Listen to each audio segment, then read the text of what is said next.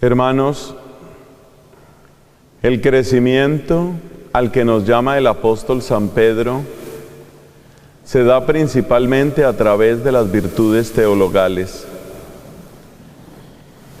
Hemos hablado ya de las virtudes humanas, que son valiosas y que disponen nuestro corazón para obrar de acuerdo con la conciencia. Pero las virtudes teologales, y solo ellas, son a la vez fruto de la acción del Espíritu Santo en nosotros y disposición para crecer en la obra que Dios quiere de nosotros.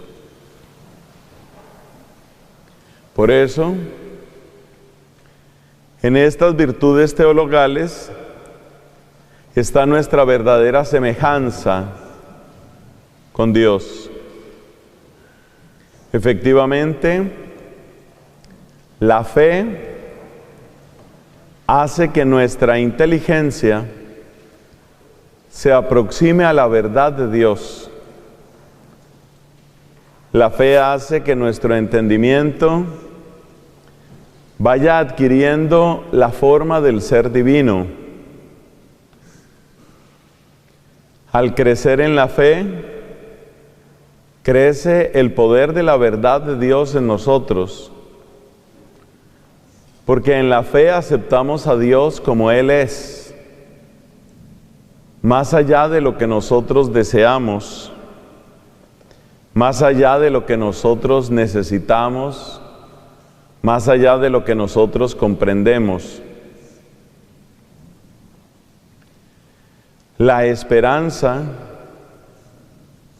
prepara nuestro ser para lo que Dios le tiene reservado. La esperanza derriba los muros de nuestra imaginación. Dice el apóstol San Pablo que nosotros somos superados por Dios en lo que Él nos concede. Eso está en el capítulo 3 de la carta a los Efesios. Dios nos da más de lo que podemos pensar o imaginar. La esperanza derriba, pues, el límite de nuestra imaginación. Por eso también dice el mismo apóstol: lo que ni el ojo vio, ni el oído oyó, ni vino a la mente del hombre, lo ha preparado Dios para los que lo aman. Por eso, la virtud teologal de la esperanza nos prepara para el actuar divino al tamaño de Él. Los que crecen en la virtud teologal de la esperanza se están disponiendo para recibir el plan de Dios, no según lo que nosotros podemos diseñar o imaginar, sino mucho más. En el mismo sentido nos dice la primera carta de San Juan en el capítulo 2: ya somos hijos de Dios, pero todavía no se ha revelado lo que seremos. Sabemos que cuando se manifieste, seremos semejantes a Él porque lo veremos tal cual es. Así que fíjate, la virtud de la fe hace a nuestra inteligencia tan semejante como es posible a la verdad de Dios. La virtud de la esperanza trasciende los límites de nuestra imaginación para situarnos en el plan de Dios. Pero es sobre todo la tercera de las virtudes teologales, es sobre todo la caridad la que completa la obra. Porque como enseña Santo Tomás de Aquino, la consecuencia o fruto propio de la caridad es la unión. El amor es unitivo. Por eso nos damos cuenta que las personas que se aman quieren estar juntas, quieren compartir tiempo, quieren compartir sus espacios, sus cosas. Y en el caso del matrimonio, quieren entregar incluso su propio cuerpo como signo y sacramento de la entrega de su propio ser. Por eso la expresión más pura y más fuerte del amor en la pareja está en el Cantar de los Cantares. Mi amado es para mí y yo soy para él, dice la novia. Y también la mujer que se siente amada y que quiere amar con todo su ser, no puede soltar una palabra más profunda, más dulce, más intensa, más apasionada que decir soy tuya. Es la entrega de su ser. Por eso, la voluntad queda transformada y queda transfigurada a través de la virtud teologal de la caridad. Nada nos hace avanzar con mayor fuerza, con mayor presteza, con mayor intensidad en el camino del Señor, nada tanto como la caridad. Por algo nos dice San Pablo, al final del capítulo 12 de la primera carta a los Corintios, aspiren a los carismas superiores, pero les voy a enseñar un camino todavía mejor. Y ese camino que está por encima de todos los otros caminos es la caridad. Y es ahí donde el apóstol desarrolla su precioso himno a la caridad. El amor es comprensivo, el amor es servicial, no tiene envidia, no busca el mal. Todo lo soporta, todo lo perdona. Esa grandeza del amor, cuando se realiza en nosotros, es el camino supremo. Es el más grande. Ya en el libro de Tobías encontramos esta expresión: la limosna perdona pecados. Y luego el apóstol San Pedro, en el capítulo 4 de su primera carta, nos dice: el amor cubre multitud de pecados. Podemos decir que el amor, ese amor de caridad, es como un fuego, mis hermanos.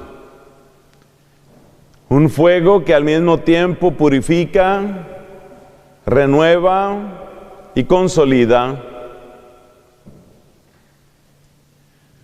Mucho instrumental que se utiliza en medicina es purificado en el fuego. Se somete a altísimas temperaturas y de esa manera se elimina todo posible germen. El fuego del amor purifica. Por eso dice un antiguo himno del Espíritu Santo, ese Espíritu que invocábamos hace unos minutos. Dice un hermoso himno que el Espíritu Santo es fuego que mata los ardores para encender la gracia. Los ardores de todas las demás pasiones y todos los demás deseos, cuando llega este incendio del Espíritu Santo, cuando llega este don de la caridad, quedan transformados, absorbidos, reemplazados, superados por ese fuego, el fuego de la caridad.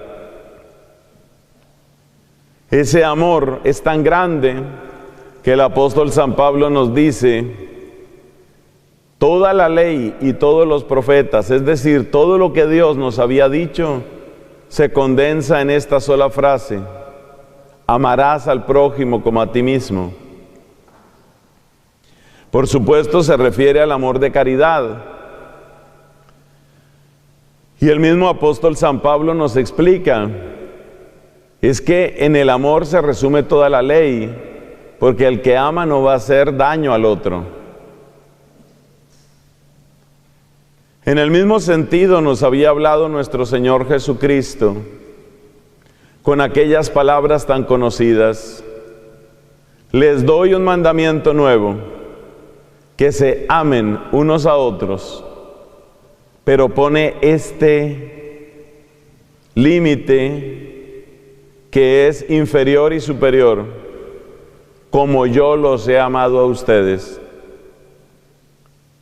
Efectivamente, es Cristo el que ha traído el fuego nuevo a esta tierra. Y ese fuego nuevo de caridad es el que logra asemejarnos a Cristo. Solo por el amor somos semejantes a Él, y solo en el amor se nos puede reconocer como discípulos de Él, porque el mismo Cristo dijo: en esto van a conocer que ustedes son discípulos míos, si ustedes se aman como yo he amado. Es decir, que el amor, precisamente por su fuerza unitiva, hace que nosotros seamos Cristos en esta tierra. Es el mismo lenguaje que encontramos en la primera carta de Juan. Así como Él es, dice la primera carta de Juan, allá en el capítulo 4, así como Él es, así somos nosotros en este mundo. Efectivamente, en la medida en que participamos de su misma caridad, en esa medida, hermanos, podemos decir que nos volvemos como Él, que somos transformados o transfigurados en Él. Por algo, el mismo apóstol que dijo: ya no vivo yo, es Cristo que vive en mí, antes había dicho: Cristo me amó y se entregó por mí. Fíjate cómo Él recibe el amor, y cómo es el amor el que lo identifica con Cristo. Por eso no hay un camino más seguro, no hay un camino más rápido, más perfecto, para crecer en esa dimensión, en esa altura de la que venimos hablando. Si nuestra espiritualidad va a ser sólida, tiene que tener altura, y la altura implica crecer. Y nada nos hace crecer tanto como el amor. El amor es el que hace perfectas a todas las otras virtudes, incluyendo las virtudes humanas. Si a la justicia le falta caridad, termina volviéndose injusticia. Esto lo supieron incluso los paganos. Por eso fíjate que los romanos tenían un dicho: sumum ius, summa injuria, que quiere decir el supremo derecho termina siendo una gran injusticia. Parece como una contradicción lo que allí se dice, pero es cierto. Si se pretende aplicar únicamente la ley del derecho, terminamos en la crueldad y en ese sentido en la injusticia. Lo tienes en el Salmo 130. ¿Qué dice el Salmo 130? Si llevas cuentas de los delitos, Señor, ¿quién podrá resistir? Fíjate que si uno pretendiera ser absolutamente justo, totalmente justo, pues tendría que ser también totalmente justo ante Dios. Pero el Salmo dice: si llevas cuentas de los delitos, Señor, ¿quién podrá resistir? Hay una historia muy triste que se cuenta de Inglaterra. Es la historia de un papá que desde que le nació el hijo, empezó a llevar cuentas escrupulosas de todos los gastos que producía ese hijo. Lo que se gastaba en pañales, lo que se gastaba en medicinas, en alimentos. Cuando ese hijo llegó a los 18 años de edad o a los 21, a la edad en que ya era mayor, el papá le sacó las cuentas y le dijo: usted me está debiendo todo esto. Y entonces el hijo reunió ese dinero y le pagó al papá y le dijo: jamás me volverás a ver. Fíjate que la pretensión de tratar a las personas con una cuenta escrupulosa termina volviéndose una destrucción de la relación de las personas. Conocí el caso de una pareja. Es una historia que podría ser graciosa, pero es más bien triste. Resulta que el muchacho estaba en una mala situación económica. Él quería tener muchos detalles con ella, pero estaba muy mal de dinero. Entonces ella no veía problema en cubrir muchos gastos cuando ellos se encontraban. Qué sé yo, para ir al cine o para comer algo. Un día el muchacho le dice que él ha estado llevando cuentas de todo el dinero que le debe a ella por esas invitaciones. De inmediato esta mujer siente imposible vivir con un hombre así. Que te debo $3.95 de la hamburguesa que me comí en noviembre. ¿Quién vive con una persona así? Esto es para decir que ni siquiera la justicia puede sobrevivir sin la caridad. La caridad es la que trae finalmente la justicia. Porque el motivo de la justicia, el motivo último de la justicia es acercarse al plan de Dios.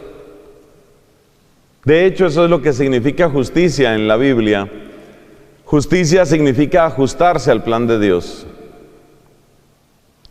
Y si el propósito último de la justicia es acercarse al plan de Dios, nada nos acerca tanto como el amor. Y sin el amor no llegaremos jamás hasta Él. Por eso la perfección de la justicia requiere del amor. No se puede ser verdaderamente justo sin amor. No se puede ser verdaderamente prudente sin amor. Porque la prudencia significa, como ya lo hemos dicho, pensar correctamente sobre lo que hay que hacer. Y el motivo último de tu vida y la causa primera de tu existencia es amor. Entonces, ¿cómo vas a pensar rectamente del ser humano sin amarlo? Esta frase te puede servir. Solo entendemos a las personas a quienes amamos. A los que no amamos no los entendemos. Los controlamos, los limitamos, los encerramos. A la persona que amamos la entendemos. Es el amor el que abre las claves de comprensión del porqué del actuar de los demás. Se dice que le preguntaban a la esposa de un gran científico. Algunos dicen que era Albert Einstein, pero probablemente es solo porque ese es uno de los más grandes científicos del siglo XX. Le preguntaban a la esposa, ¿usted entiende todo eso que él hace? Toda esa ciencia de él, ¿usted la entiende? Y ella respondió, yo no entiendo lo que él hace, pero yo entiendo al que lo hace. El amor es el que nos hace entender, es el que nos da la verdadera prudencia. El amor es el que nos da la verdadera fortaleza.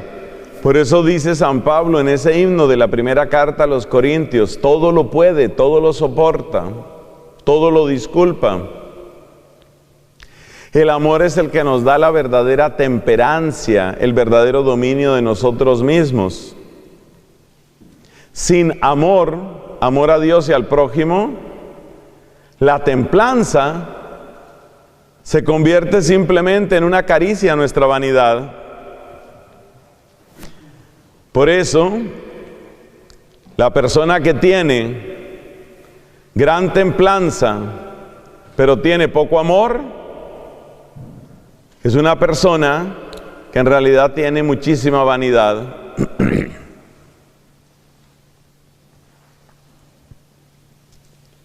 Y es peligrosa esa vanidad, porque una castidad llena de vanidad está próxima a caer.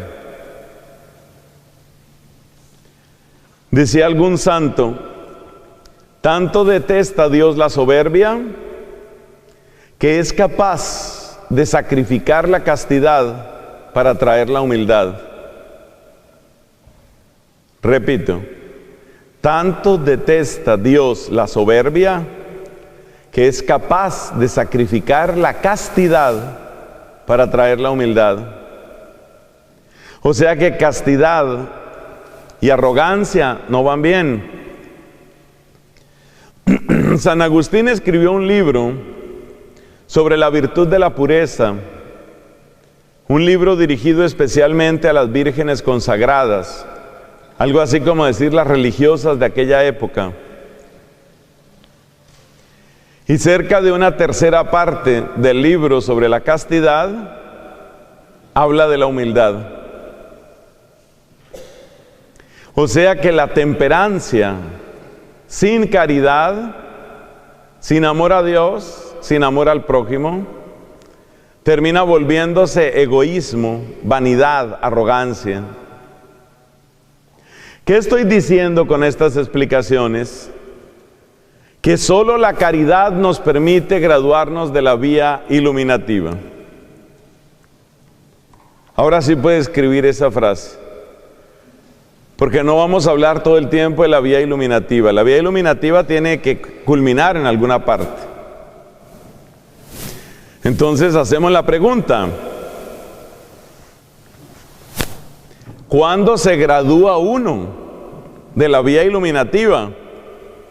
Respuesta, cuando la caridad le ha dado suficiente forma, consistencia y belleza a todas las demás virtudes de la persona. Es la caridad la que trae la madurez de las virtudes. También en esto nos enseña San Pablo en el texto ya citado de 1 Corintios 13. Por eso dice, si yo tuviera una fe que moviera montañas, pero no tuviera caridad, no me sirve de nada. Si yo pudiera hablar las lenguas de los hombres y de los ángeles, pero no tengo caridad, no vale nada. Si yo pudiera hacer muchísimos milagros, pero no tengo caridad, no vale nada.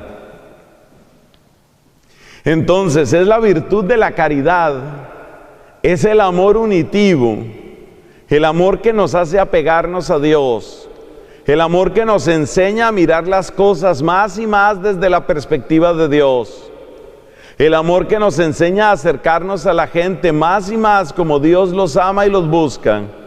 Es la caridad, mis hermanos, es la caridad y solo la caridad la que es capaz de graduarnos, de llevarnos a la plenitud de la vía iluminativa. De hecho, es la caridad también la que nos introduce en la última vía, que se llama ¿cómo? Vía unitiva. Es que esa es la virtud propia de la caridad, la unidad, el unirnos a Dios. Entonces hablemos unos minutos sobre esta vía unitiva, con lo cual concluimos nuestra presentación muy elemental de esa dimensión de la altura. O sea que hemos hablado del largo y hemos hablado del alto. Nuestra siguiente conferencia será sobre el ancho, que dijimos que lo íbamos a dejar para el final. Entonces, la vía unitiva, ¿por qué se le llama unitiva? Porque tiene como propósito una particular identificación con Jesucristo. Todos coinciden en decir que la vía unitiva es la que han recorrido los místicos, los santos. ¿Cuál es el sello típico de la vía unitiva? ¿Qué la caracteriza? La caracteriza la cruz. ¿Cómo se sabe que una persona está pasando de la segunda etapa, es decir, la vía iluminativa, a la tercera etapa, es decir, a la vía unitiva? ¿Cómo se sabe? Se sabe porque la persona empieza a desarrollar un interés sostenido, una mirada enamorada, un amor profundo hacia el misterio de la cruz.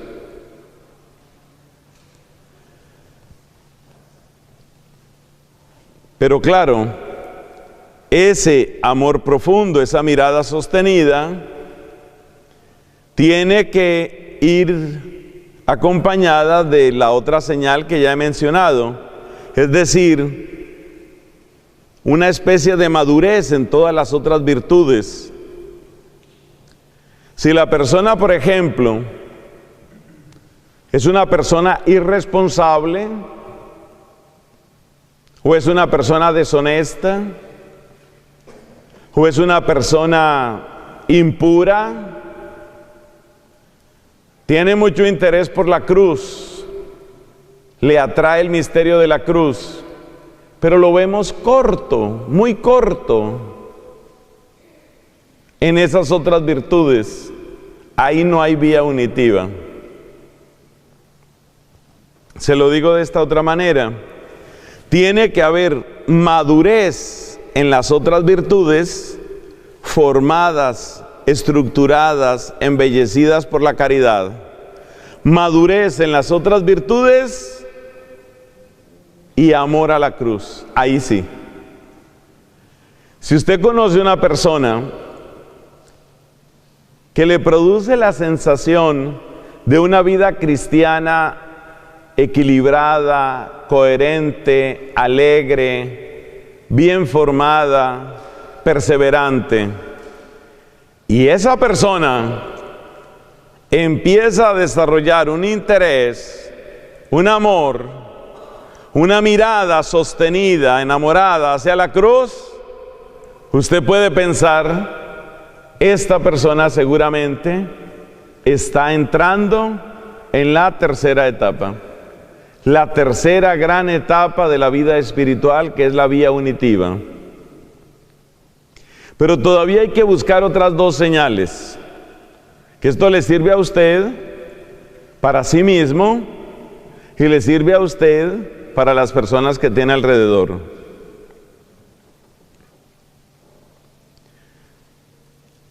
Ese signo adicional es que la persona no solo tiene amor o interés por la cruz, sino que las contradicciones, los dolores, las persecuciones, es decir, la participación misma en la cruz, no el misterio contemplado, sino el misterio vivido,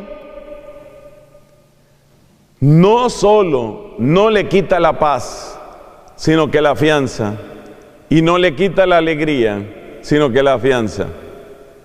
Si usted ve una persona que tiene esas señales, es el momento de decir, esto va en serio.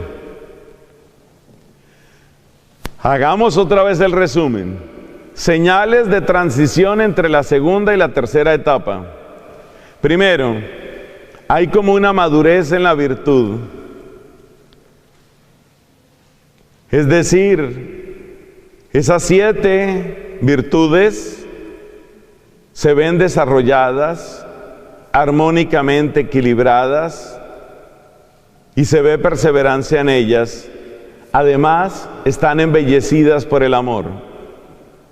Madurez y estabilidad en la virtud, primero. Segundo, interés, amor hacia la cruz. Tercero, paz y alegría en medio de las contradicciones y las dificultades. Ya cuando la persona está en ese nivel, tenemos que decir, este ser humano, este hombre, esta mujer, va adelante, realmente va adelante en el amor, va adelante en la vida espiritual, realmente hay altura ahí. Pero todavía nos falta una última característica, y es que la persona tiene una especie de aceptación, lo que San Ignacio de Loyola llamaba la santa indiferencia. Me quieren mucho, me aplauden, me toman en cuenta, bien, pero no me apego a eso. Me hacen a un lado, me desprecian, no cuentan conmigo, soy un cero a la izquierda, no pasa nada.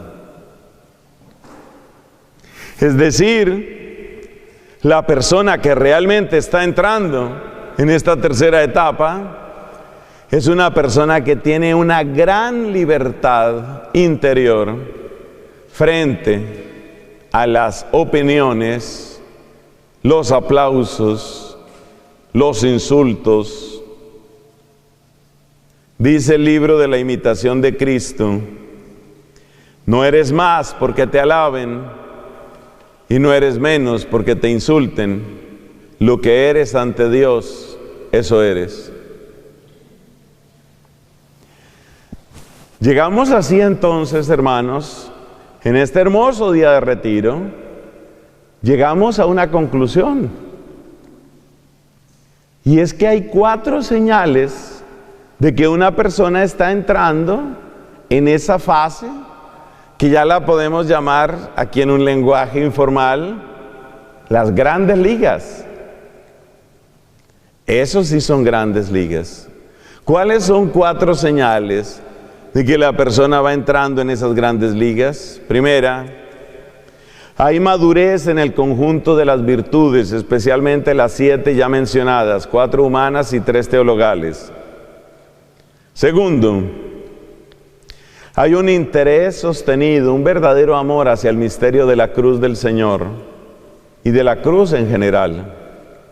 Tercero, la persona manifiesta una paz muy grande, una alegría profunda, que no solo no se le quita, sino que incluso parece crecer en medio de las dificultades. Y cuarto, la persona no depende ni de que se le tome en cuenta ni de que se le haga a un lado. Tiene una gran disponibilidad, Si le toca brillar encima del candelero, brilla para beneficio de todos. Si se le echa al último rincón, Dios sabe qué hará conmigo.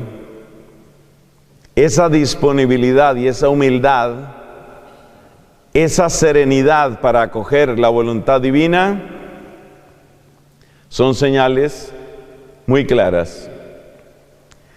Así se pasa del segundo nivel al tercero, la vía unitiva.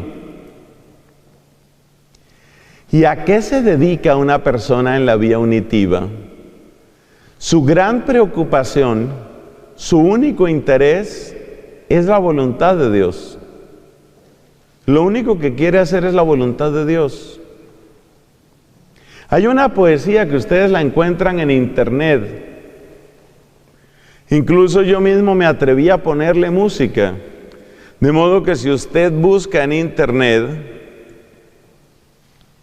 puede encontrar la sencilla melodía que yo le puse a esa poesía.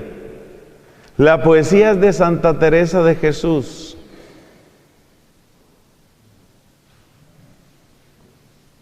¿Y de qué habla esa poesía? Esa poesía habla del deseo de cumplir solamente la voluntad de Dios. Dice cosas como estas: dadme, ella utiliza ese lenguaje, ¿no?, del siglo XVI, dadme guerra o paz crecida, honra o deshonra me dad, ¿qué mandáis hacer de mí? Entonces, si usted la quiere buscar en internet, usted pone entre comillas, ¿qué mandáis hacer de mí? Eso lo pone entre comillas. Y ahí le lleva la poesía.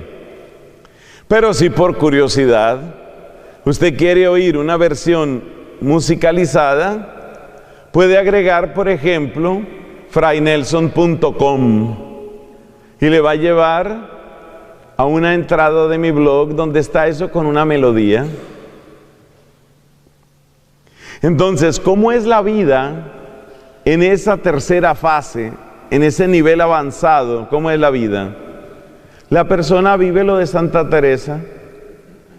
Lo único que le interesa es la voluntad de Dios. Segunda característica: hay una profunda paz, incluso un cierto deseo de morir.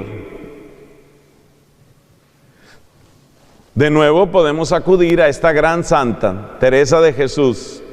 Ella tiene otra poesía que se llama Muero porque no muero. Usted puede poner entre comillas, muero porque no muero. También yo me atreví a ponerle una música a eso.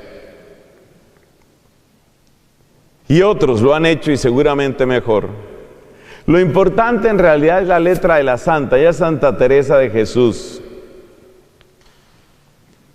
Entonces, la persona que está en ese nivel avanzado es una persona que mira la muerte con una gran paz, incluso con un cierto deseo. Pero la razón por la que desea morir no es porque esté aburrido con la vida, no es cobardía, no es huida. La razón por la que busca la muerte es porque sabe que es la entrada en la vida verdadera. Entonces, en esta tercera fase, la persona vive de cara a la cruz de Cristo. La persona tiene la santa obsesión de cumplir solamente la voluntad de Dios. La persona tiene una gran paz con respecto a la muerte, mucha paz. En su libro de las Confesiones, San Agustín cuenta un diálogo que tuvo con su mamá, la señora Mónica era ella, Mónica, mamá de San Agustín. Y cuenta Agustín que la mamá ya estaba mayorcita y estaba enfermita. Y estaban por allá en Italia. Ya San Agustín se había convertido, ya se había bautizado. No solo eso, se había ordenado ya sacerdote. Y estaban hablando, él y ella, estaban hablando probablemente en un lugar que se llama Ostia, sin H. Ostia, que es el puerto propio de la ciudad de Roma, allá en la península de Italia. Y mirando la inmensidad del mar, hablaban sobre tantas cosas y sobre todo hablaban del cielo. Y de repente dice la mamá, yo ni sé por qué estoy aquí ya. Fíjate, ya tenía prisa, prisa de cielo, afán de cielo, ganas de cielo.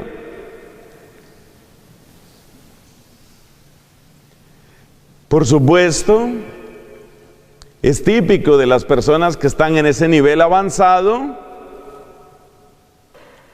un tremendo desprendimiento de todas las cosas de esta tierra, incluyendo sus propias posesiones, su fama, su dinero, su cuerpo. Le pregunta Agustín a la mamá, ¿qué hacemos? Si llega la hora de tu partida, ¿qué hacemos? ¿Quieres que te enterremos aquí? ¿Quieres que te llevemos a África? Ellos eran del norte de África, ¿no? ¿Quieres que te llevemos a África? Y ella lo mira con extrañeza como diciendo, ¿por qué se preocupan de eso? Eso no tiene tanta importancia, aquí o allá donde sea. Como diciendo, a Cristo le cuesta el mismo trabajo resucitarme aquí que resucitarme allá. ¿Cuál es el problema? ¿Cuál es el problema? Entonces la persona que está en este nivel es una persona que tiene un gran desprendimiento, que solo busca la voluntad de Dios. Es una persona que tiene una cierta afinidad con el misterio de la muerte.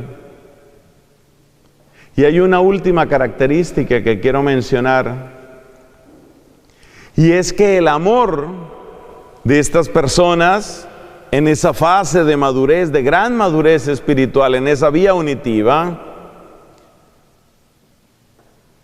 el amor de estas personas se desborda como haciéndose universal.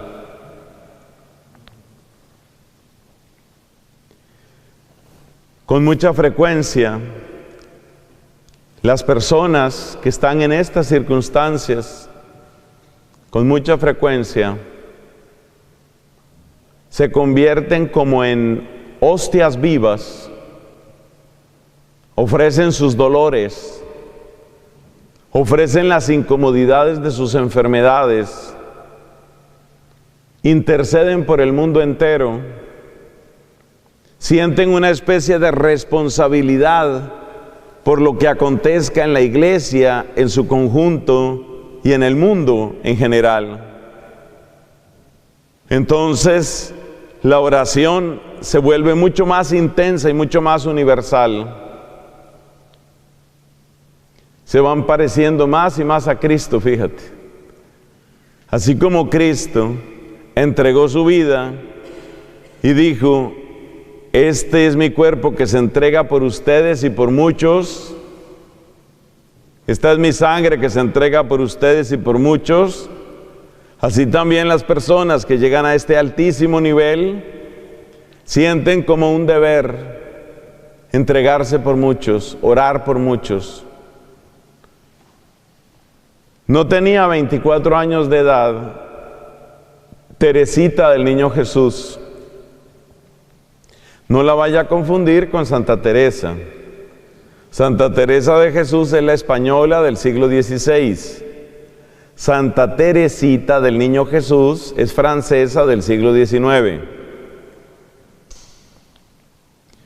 Santa Teresita no tenía todavía 24 años de edad. Se estaba muriendo. Pero aunque era breve, aunque era corta su edad, era inmensa la santidad de su alma y muy alta su perfección. Y soltó ella su famosa frase: quiero pasar mi cielo haciendo bien en la tierra. Fíjate cómo se ha vuelto universal el corazón de ella. Quiero amar a todos, quiero llegar a todos, quiero servir a todos. Claramente estaba ya muy unida a Jesucristo. Y así como Jesucristo murió con esa intención de que todos los hombres se salven y lleguen al conocimiento de la verdad, así también Teresita, sierva y esposa de Cristo, por su consagración, siente que su vida es para bien de toda la iglesia. Bueno, mis hermanos, ahí terminamos esta pequeña exposición. Mírenla, por favor, como algo incompleto, pero es una motivación para que usted se anime a conocer un poco más de esa dimensión de la altura. Lo que empieza en la vía purgativa con el rechazo al pecado, lo que sigue en la vía iluminativa con la formación y el crecimiento en la virtud, alcanza su madurez y su fecundidad en la tercera etapa, en la vía unitiva, que es la de la verdadera y profunda configuración con Cristo. Gloria al Padre, al Hijo y al Espíritu Santo,